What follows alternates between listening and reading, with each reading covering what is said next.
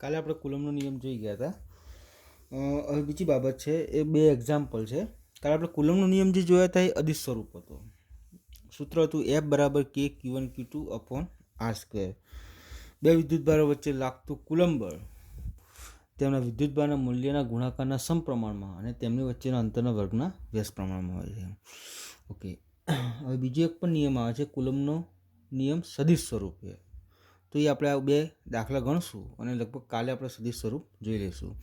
તો આ બે ઉદાહરણ છે, ઉદાહરણ 1.4 છે ને 1.5 છે. સિમ્પલ ઉદાહરણ છે. ઉદાહરણ 1.4 શું કહે છે કે પ્રોટોન અને ઇલેક્ટ્રોન વચ્ચે લાગતા ગુરુત્વાકર્ષી બળ અને વિદ્યુત બળની સરખામણી કરવી.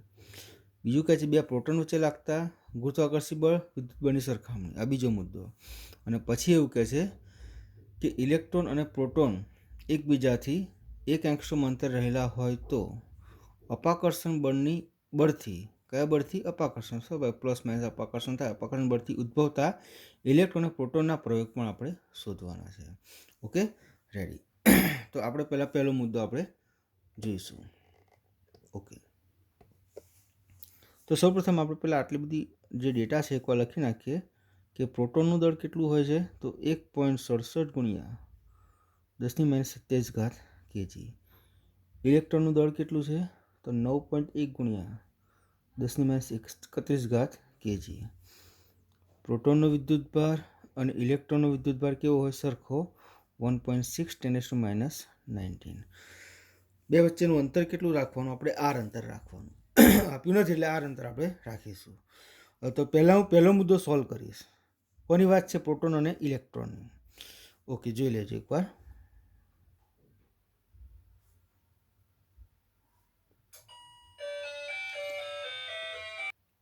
ઓકે, પ્રોટોન અને ઇલેક્ટ્રોનની વાત છે. તો આપણે સૌપ્રથમ એની વચ્ચે લાગતું વિદ્યુત બળ કઈ રીતે લખી શકાય? તો Fe is equal to electric force તો K QP QE upon R². પટી ગયું? અને હાલ તો એક નંબર. એની વચ્ચે લાગતું ગુરુત્વાકર્ષણ બળ આ રીતે લખી શકાય, G MP ME upon R². અને આપી દો 2 નંબર. પટ્યું? ચલો, હવે 1/2 કરી નાખો એટલે Fe અપોન શું કરવાનું આપણે? Fg. જોશો તમે તો અહીંયા R² જતા રહેશે એટલે ઉપર શું રહેશે તો K QP QE અને આ G MP ME. પછી ખાસ જોજો, આની વેલ્યુ છે 9 ગુણ્યા 10⁹. આ 1.6 × 10⁻19. આ પણ 1.6 એટલે તમે સ્વાભાવિક વસ્તુ આમ લખી શકો 1.6 × 10⁻19 એનો સ્ક્વેર. સરખા વેલ્યુ છે બંનેની. એટલે આ 6.67 ગુણ્યા 10⁻11. પ્રોટોનનું 1.67 10⁻27. ઓકે, અને ઇલેક્ટ્રોનનું 9.1 ગુણ્યા 10⁻31. ઓકે, તમે આનું કેલ્ક્યુલેશન મારશો એટલે તમારે Fe અપોન Fg કેટલું આવશે? તો કેલ્ક્યુલેશન મારી તમારે ઘાતને આમ સેટ કરશો, 10⁻39 સેટ કરશો એટલે તમારે લગભગ જવાબ 2.2 ગુણ્યા 10⁻39 આવશે. 2.2 ગુણ્યા 10⁻39. તો એક તબક્કો તમારો પૂરો થાય. Okay, ready. હવે વાત કરશું આપણે બીજો ભાગ. આમાં એક પ્રોટોન એક ઇલેક્ટ્રોન હતો. હવે બે પ્રોટોન વચ્ચેની વાત કરે છે. તો આપણે એમાં જોઈ લઈએ.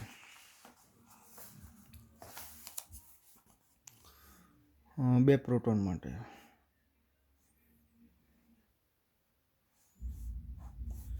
તો આમાં પણ Fe લખશું તો કે QP એ QP² લખાય ને ડાયરેક્ટ. ઓકે, Fg લખશું G MP MP² upon R². Fe upon Fg R² જતા રહેશે તો K QP² G MP².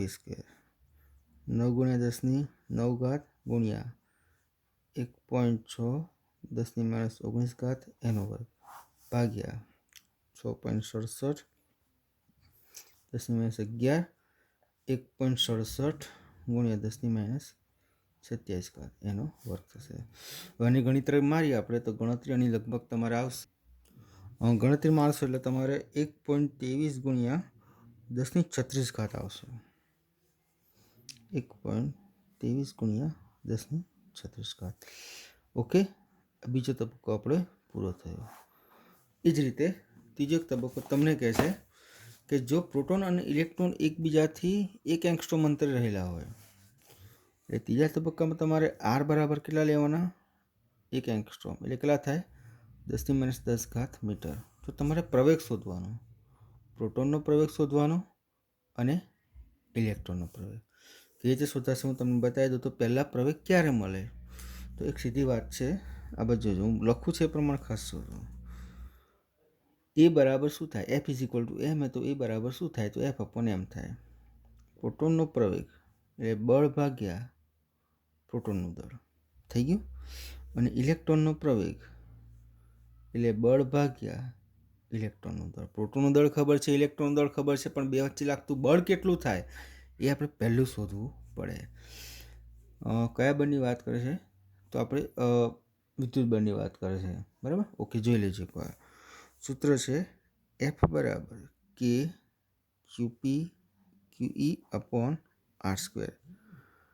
9 ગુણ્યા 10⁹ વેલ્યુ બંનેની સરખી છે એટલે 1.6 × 10⁻19 એનો સ્ક્વેર છેદમાં અંતર કેટલું આવ્યું છે? 1 એંગસ્ટ્રોમ એટલે 10⁻10 એનો વર્ગ થશે.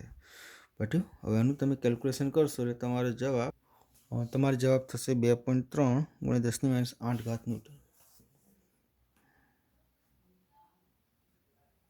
થઈ ગયું. આ F આપણે શોધાઈ ગયું. હવે તમે પ્રોટોનનો પ્રવેગ શોધી શકો અને ઇલેક્ટ્રોનનો પ્રવેગ શોધી શકો. તો પ્રોટોનનો પ્રવેગ શોધશો તો A = F/m. તો 2.3 10⁻8 આ 1.67 ગુણ્યા 10⁻27 આનું તમે કેલ્ક્યુલેશન કરશો એટલે તમારે જવાબ 2719 એટલે ઘાત તમારે થશે +19 અને 1.37 જેવું આવશે. કેટલું? 1.37 જેવું. ઓકે, એટલે લખી શકાય 1.37 ગુણ્યા 10⁻19 મીટર/સેકન્ડ². થઈ ગયું. એ રીતે ઇલેક્ટ્રોનની વાત કરી દઈએ આપણે. તો બોલો બળ કેટલું છે? 2.3 છે ને? તો 2.3 ગુણ્યા 10⁻8. ઇલેક્ટ્રોનનું દળ છે 9.1 10⁻31. આનું કેલ્ક્યુલેશન આપણે કરી નાખીએ તો 2.3 9.1 એટલે તમારે 23 થશે પ્લસ અને 0.25 ગુણ્યા 10⁻23. એ જો તમે 2.5 લખો 10⁻22 મીટર/સેકન્ડ². Okay, ready. આ તમારે થઈ ગયું ઉદાહરણ 1.4. સિમ્પલ છે અને 3 તબક્કામાં આપણે કર્યું છે. તો આ રીતે આપણને ખબર પડી શકે. Okay, ready. હવેનું ઉદાહરણ છે તમારું ઉદાહરણ 1.5. તો આપણે એ પણ ગણાવી દઈએ છીએ. Okay, ready. હવે જે ઉદાહરણ 1.5 છે એમાં રકમ થોડી લાંબી છે, પણ એ ખરેખર શું કહેવા માગે છે હું તમને ડાયરેક્ટ જ સમજણ આપી દઉં. બહુ અગત્યની બાબત છે, સમજણ પણ આપણને મળી શકે એવી છે. જોજો એકવાર. તમને કહે છે કે આ બે વિદ્યુતભારિત ગોળા છે.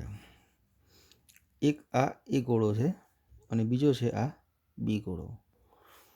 આ એકબીજાથી R અંતર રહેલા છે. કેટલા અંતર રહેલા છે? R અંતરે. આના પર વિદ્યુતભાર Q1 છે અને આના પર કેટલો છે? Q2. એટલે બંનેમાં અલગ અલગ વિદ્યુતભાર હશે. તો આની વચ્ચે લાગતું બળ પહેલાં આપણે શોધી નાખીએ. સામાન્ય સૂત્ર કેવું થાય? તો આની વચ્ચે લાગતું બળ F બરાબર K Q1 Q2/R². થઈ ગયું. ઓકે, અને આપણે 1 નંબર આપી દઈએ. ઓકે, સમજી લેજો કોઈ શાંતિથી. A પર Q1 છે, B પર Q2 છે. બે એકબીજાથી R અંતર રહેલા છે તો બે વચ્ચે લાગતું બળ આટલું થઈ જશે. હવે શું કરવામાં આવે છે? હવે જે એ ગોળો છે ને જેના પર Q1 વિદ્યુતભાર છે એને બીજા એક ગોળા સાથે સંપર્કમાં લાવવામાં આવે છે કે જેની પાસે વિદ્યુતભાર નથી. હાડું જેવો સંપર્કમાં આવે એટલે થાય શું ખબર કે એની પાસે સપોઝ કે 50 હોય એની પાસે કશું નહીં તો 50માંથી 25 આને આપી દે એટલે ટૂંકમાં પેલો ચાર્જ થઈ જાય. તો જેવો સંપર્કમાં આવશે ને એટલે હવે વિદ્યુતભાર કેવો થશે તો વિદ્યુતભાર હવે એ પાસે Q1/2 થઈ જશે. કેમ તો અડધોને આલ્યો ને તો આના પાસે કેટલો થશે Q1/2. જેવું એ છે એ સીના સંપર્કમાં આવ્યો જે વિદ્યુતભાર રહિત હતો એવી રીતે આ જે બી ગોળો છે એ ડીના સંપર્કમાં આવે છે જે વિદ્યુતભાર રહિત ગોળાના સંપર્કમાં. ટૂંકમાં ડી ગોળો કેવો છે વિદ્યુતભાર રહિત છે. તો જોઈ લેજો એકવાર આ બી ગોળો છે એના પર Q2 વિદ્યુતભાર છે એના સંપર્કમાં આ ડી ગોળો આવે છે એ વિદ્યુતભાર રહિત છે. જેવો સંપર્કમાં આવશે એટલે હાફ હાફ થઈ જશે એટલે બી પાસે રહેશે Q2/2 અને ડી પાસે પણ શું રહેશે Q2/2. પતી ગયું. પહેલાં Q1 હતો તો Q1/2 થઈ ગયો, Q2 હતો તો Q2/2 થઈ ગયો. હવે શું કહે છે કે હવે આ બંને ગોળાને કોને E અને બીને પહેલાં જે અંતર હતું એના કરતાં અડધા અંતરે મૂકવામાં આવે તો બળ કેટલું લાગશે એ શોધવાનું. તો જોજો. તો હવે વાત કરીએ આ એ ગોળો કેટલો થઈ ગયો વિદ્યુતભાર Q1/2. આ બી ગોળો એમાં કેટલો થઈ ગયો Q2/2. હવે બેને આ સપોઝ કે 10 સેન્ટીમીટર હોય તો આ કેટલા અંતર રાખવાનું 5 સેન્ટીમીટર. એટલે કે પહેલાં Q1 અને Q2 વિદ્યુતભાર હતો ત્યારે આર અંતર રાખ્યો હતો. હવે વિદ્યુતભાર અડધા થાય અંતર પણ મેં કેવું કર્યું અડધું કર્યું તો બળ કેટલું લાગશે આ ડિસ્ટન્સ હું લખું છું R/2. તો જોજો હવે જે બળ લાગે છે એને હું F' કહીશ. ચલો કે બોલો Q1/2 છે પહેલામાં આનો વિદ્યુતભાર Q2/2 છે અને આ શું છે તો R/2 પણ અંતરનો વર્ગ થાય ને તો R/2નો શું થશે સ્ક્વેર થશે. જોજો કે Q1 Q2 આ 2 દુના 4 નીચે જશે R²/4 થશે ને એટલે 4 ક્યાં જતા રહેશે ઉપર 4 4 કેન્સલ થઈ જાય તો F' બરાબર કે Q1 Q2 બાય શું થશે R². આ ખરેખર શું કહેવા માગે છે ખબર કે વિદ્યુતભાર છે ને આ Q1 તો Q1/2 વિદ્યુતભાર અડધા થયા અંતર R હતું R/2 થયા. તો એવું કહેવામાં આવે છે કે જો વિદ્યુતભાર અડધા થાય અને એમના વચ્ચેનું અંતર પણ જો અડધું થઈ જાય ને તો એમના વચ્ચે લાગતા બળના મૂલ્યમાં કોઈ ફરક પડતો નથી. તો એક સામાન્ય સિમ્પલ એક આપણે આના પર નોંધ લઈએ. આ એક ઉદાહરણ જ છે પણ આ સમજણ છે કે વિદ્યુતભાર અડધું કરવામાં આવે અને અંતર અડધું કરવામાં આવે તો બળમાં કોઈ ફરક પડતો નથી. એટલે લખી શકાય વિદ્યુતભારનું મૂલ્ય અને અંતર અડધા કરવામાં આવે તો